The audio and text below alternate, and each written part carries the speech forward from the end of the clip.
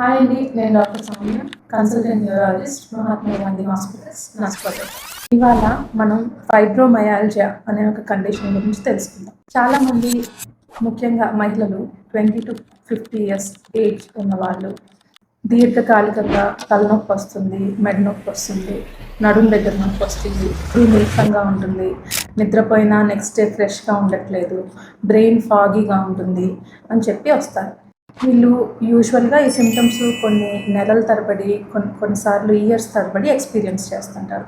దీనికి వీళ్ళు చాలా టెస్టులు చేసుకొని ఉంటారు. యూజువల్గా బ్లడ్ టెస్టులు, మెడ దగ్గర స్కానింగ్, నడుము స్కానింగ్లు, అల్ట్రాసౌండ్లు అన్నీ చేసుకుంటారు.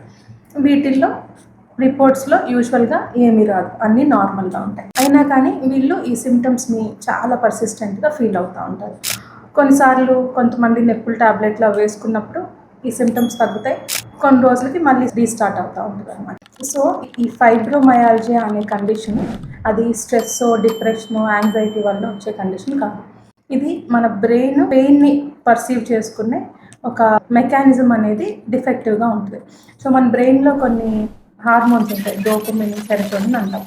దాంతోపాటు మనం నొప్పిని పర్సీవ్ చేసుకునే ఒక సబ్స్టెన్స్ కి అంటాం.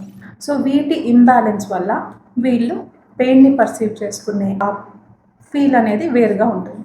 మనం బ్లడ్ టెస్ట్ ద్వారానో, స్కాన్ ద్వారానో మనం డయాగ్నోస్ చేయలేం. మెయిన్లీ ఈ సిమ్టమ్స్ వల్ల మనం ఫైబ్రోమయాల్జియాని డయాగ్నోస్ చేస్తాం.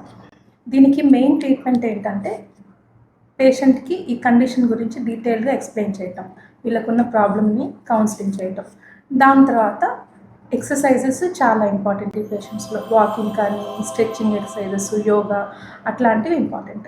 వీటికి కూడా ఒకవేళ సిమ్టమ్స్ అనేవి రిలీఫ్ రాకపోతే నెక్స్ట్ మన బ్రెయిన్లో ఉండే హార్మోనల్ ఇంబ్యాలెన్స్ని కరెక్ట్ చేయడానికి కొన్ని మెడికేషన్స్ ఉంటాయి.